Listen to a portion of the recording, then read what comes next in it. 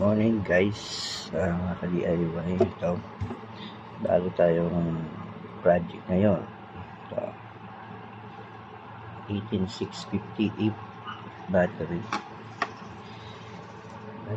Ano to siya, 16 pieces. Ngayon, lalagay natin dito yan sa magbubuo tayo ng battery ng motor. Lithium ion na battery. Ayan. So, ito, kung may bili mo sa Lazada, itong mga nasa more or less 250 something na ganito. Isa. Ayan. Lalagay natin dito yan. Bubuuin natin to. Nakuha tayo ng tester. Madali.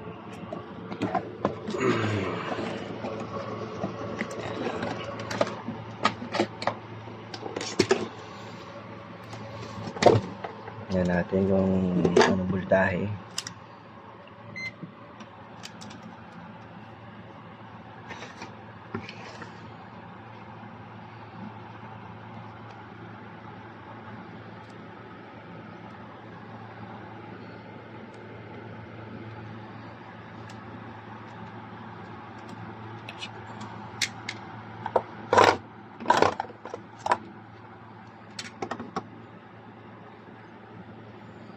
Tara natin kung ilang volts lumalabas na kasi binalan ko na ito kagabi.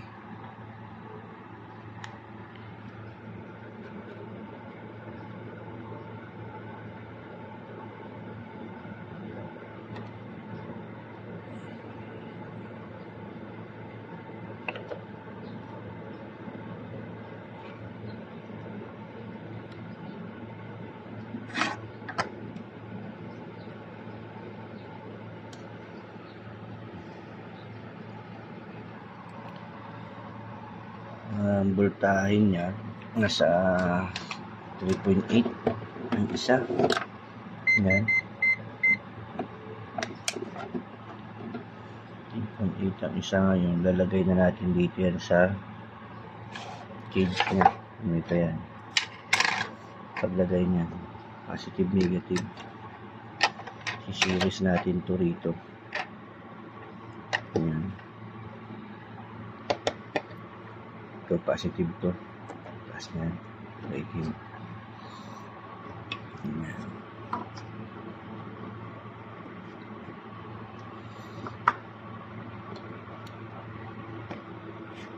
Yan, positive yan. Ngayon, lalagyan natin ng cabing tape sa taas. Ito siya. Lalagay natin dito yan. Secure para kasi yung positive nito sa taas yan.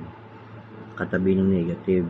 So, pag nasugat yan, nasagi mo nung anong material dyan na bakal, na punit, boom, sabog yan. Seconds lang yan. Liliyab ka agad yan. Kala mo nagbaga ka ng bakal dyan. Matindi ang ano nito, apoy. Ganyan yan. Nalagay natin ganyan. Yan yung cabing tape niya. Yan, ganyan.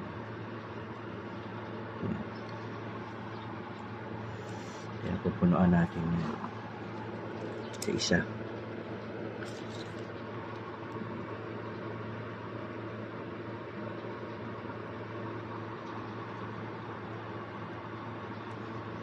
Lalo itong battery na to, use na to siya. Galing to sa e-bike na sira na battery. Kaya ayaw nang gumana. Ang dalawa doon is kinalawang, busted. Nadama yung BMS, kaya nasunog. Bibili ka ng battery na mahal. Wala kang 10,000 hindi mo bibili.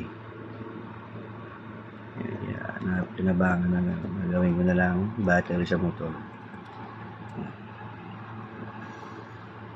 Tatagal to 3,000 cycle bago masira ang battery na to. Matagal to. Mas matibay to sa mga battery lead acid na nabibili. Mas mahaba lifespan nito. Mas malaking cage sana ng ganito. Mas mahina, mas marami. Ganyan lang yan siya. Tapos babalik na rin naman natin itong isa dito naman yan. Ganun. Yung tabing naman nito baliktad. Positive, negative. Positive naman dito. Yan. Ganun lang yan siya. So, bali 3.7 to. Mas maraming load to sa kada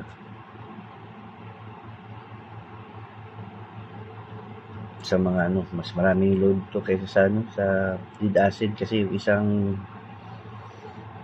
space doon sa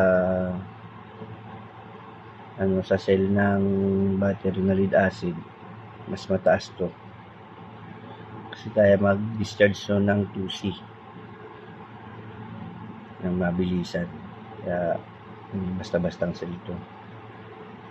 Kaya ito na lang, abangan natin to ang pagkabit ng BMS. Antay ko lang yung BMS kasi wala pa rito. Inobda ko pa sa Lazada, sa China pa ata manggagaling yun, wala pa rito. Kaya ito, abangan na lang natin sa Sabado. Lagay tayo ng BMS paano buuin. Okay, dito na lang.